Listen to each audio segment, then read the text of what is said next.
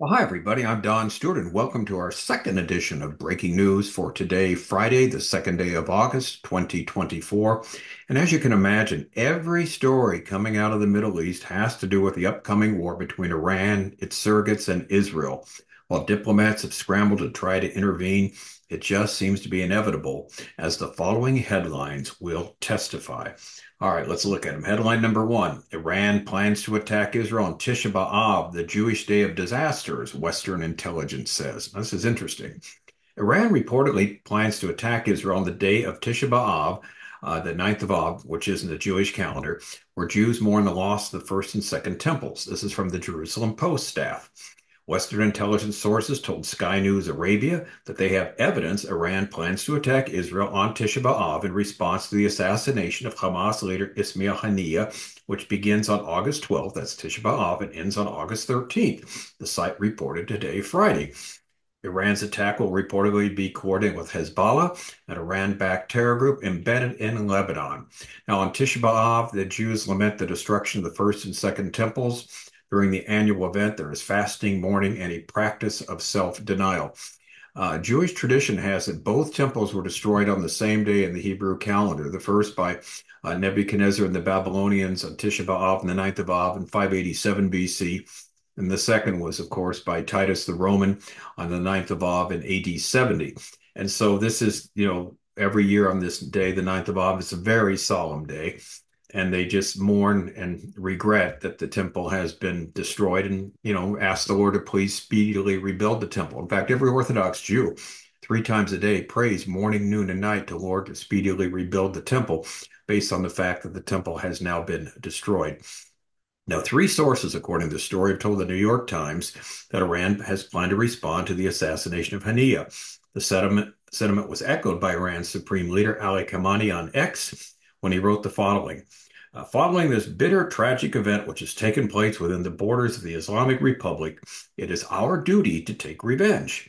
The report indicates that there is an emotional and psychological impact in targeting Israel on the holy day of mourning. The report claimed that the Jewish Israelis may feel particularly vulnerable on that day, adding an additional layer of psychological torment. Now, there have been previous attacks in the past on Jewish days of observance. Enemy states and entities have focused their attacks on Jewish holidays in the past, as was the case on October 7th, which fell on a Shabbat, and also the Yom Kippur War in 1973 was, obviously a high and holy day, the Day of Atonement. There's also reportedly a symbolic reason for attacking this date, reviving historical traumas and replaying the images of destruction. Finally, the article says Iran allegedly hopes that attacking on this day would bring an element of surprise. While security may be occupied with their own religious rituals or settling disagreements, they may be unprepared for a military attack, and as they were in 1973 on the Day of Atonement, Yom Kippur. Now, Sky News Arabia also claimed that media coverage on the attack would transmit a message to the Islamic world that Israel is vulnerable to destruction as the Jews have historically been.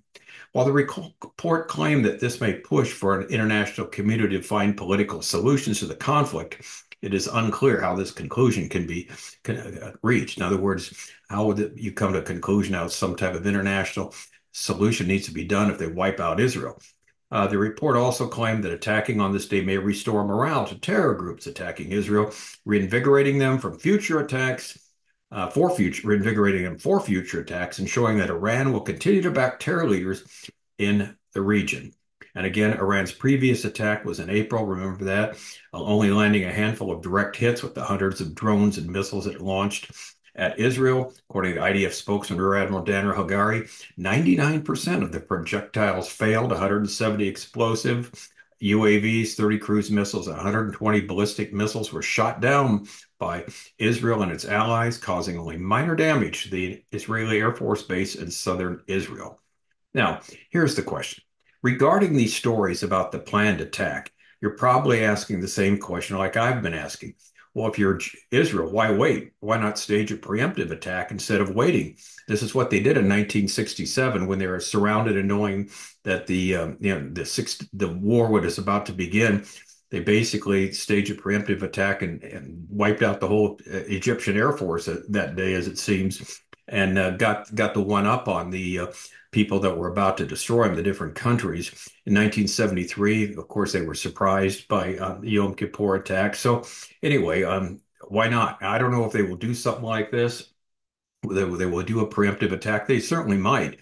We just don't know. If they assume it's going to take place, if they have intelligence that it's going to take place a certain day, and of course, this has been telegraphed now to the whole world.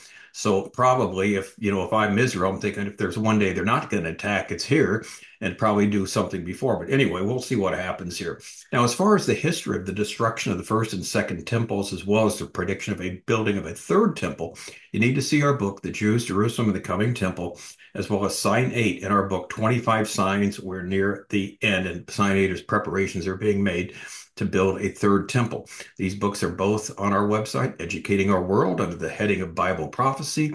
And as we always do, everything is free. We don't sell anything, we don't charge anything for getting the information there. All right. Now, as we have noted, of course, the temple and the Temple Mount will be center stage for future events according to Scripture. We're going to happen to mention the temple again, the Temple Mount in a little bit in one of the other stories. All right, headline number 2. We've got this now, and we've got this threat, the attack. Headline number 2 says Iran will attack Israel with drones from the Syrian territory, report says.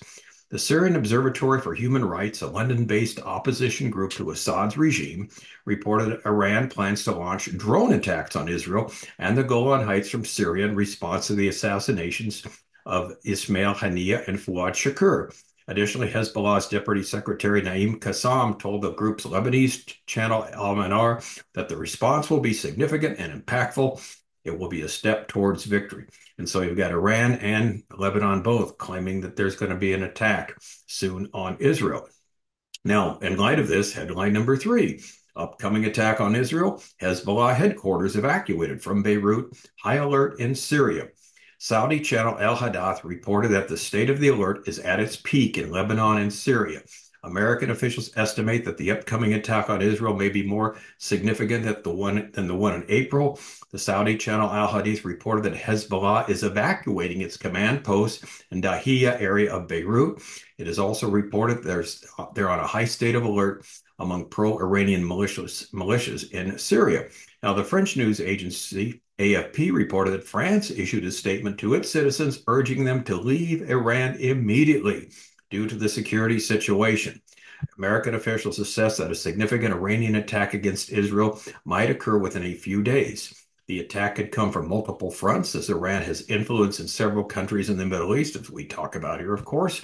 Additionally, the Iranians might target U.S. forces in the region. This is interesting. We just mentioned this in passing, but this is highly, highly possible. Their surrogates have in the past, since October 7th, attacked U.S. bases a number of times, and this might happen again.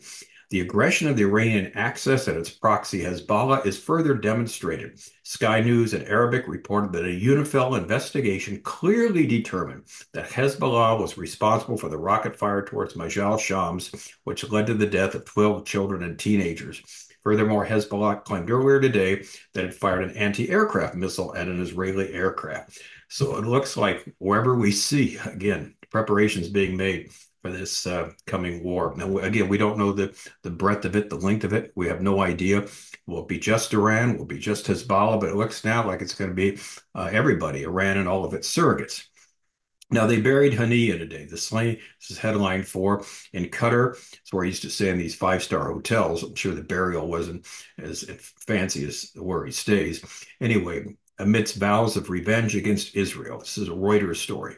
Hamas's top leader, Ismail Haniyeh, was buried in Qatar on Friday following his assassination in the Iranian capital, Tehran. And his possible successor told mourners his death would only make the Palestinian terror group more determined in its struggle against Israel. Well, they may be more determined, but they got less and less ability to do it every single day as Israel's doing its great job there in Gaza. Now, interestingly, Haniyeh was also eulogized today from the Al-Aqsa Mosque on the Temple Mount. He was eulogized there. The various issues regarding the Temple and the Temple Mount are seemingly never far from the headlines. And so on Friday, which is the Muslim holy day, the Temple Mount is filled with tens of thousands, if not sometimes hundreds of thousands of Muslim worshipers. And in the mosque, they have a sermon given by the imam there. And today, part of it was the eulogizing of Ismail Haniyeh. So again, everything is pointing to some type of response against Israel. Now, headline number 5, the IDF chief says Israel will go far to strike anyone who attacks it. And this is should be worrisome for the Houthis and for Iran.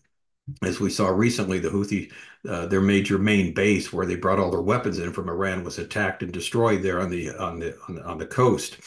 All right. IDF Chief of Staff Herzl Halevi said, "Our message to the entire Middle East this week is clear. Those who attack Israeli civilians or the state of Israel can expect us to go to great lengths." IDF Chief of Staff Herzl Halevi addressed recent assassinations and hinted at ongoing operations within the Gaza Strip. Our message to the entire Middle East is clear. Basically, those who attack Israel, we will go to great lengths to take care of you. We're gathering precise intelligence. We will take actions to strike, kill, and accept certain risks. He added, "We have struck in Beirut. We are attacking in Gaza. We will be very strong in defense and then retaliate hard." And we've seen that just the last couple of weeks, haven't we? "The message is crucial," he said. "We cannot achieve this without relying on the fact that we have reservists who are highly motivated, professionally skilled, and deeply committed.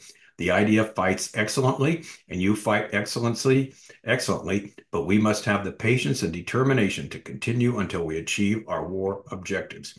All right, so basically, he's telling the troops there, this last sentence was probably for them. Look, we've got the reservists backing you up. You guys are fighting excellently. We've got other people in reserve. We're going to get the job done. We have to, because see, Israel can't afford to lose one war. That's their survival.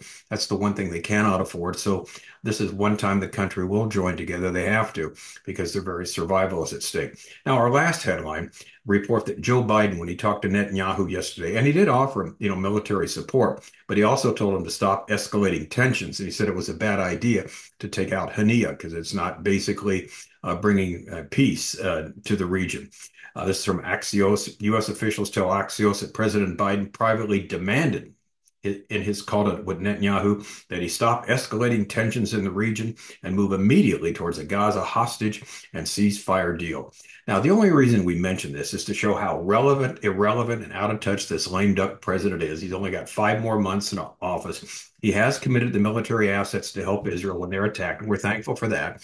And again, this will be of great support because Israel can use all the help they can get if they get attacked from all these areas. But Biden again is, going slowly into the sunset here, and again trying to be relevant, trying to tell Netanyahu what he must do. But when you're a lame duck president with only 5 months more in office, there's not a whole lot of power and force and reach that you have any longer because soon someone else will be taking your place. All right, so this is what we're at right now, everybody.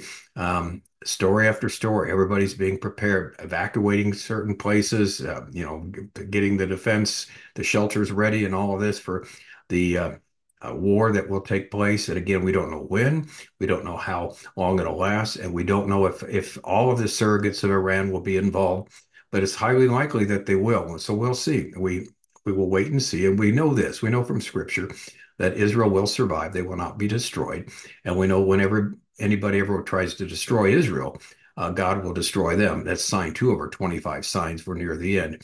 As people have done to Israel, as nations do, as individuals have done, so God will do to them. So anyway, we'll keep you apprised of all this. And as always, if something happens in the middle of the night or wherever, and we find out about it, we will break in with another edition of Breaking News and give you the latest because we want you to stay on top of this.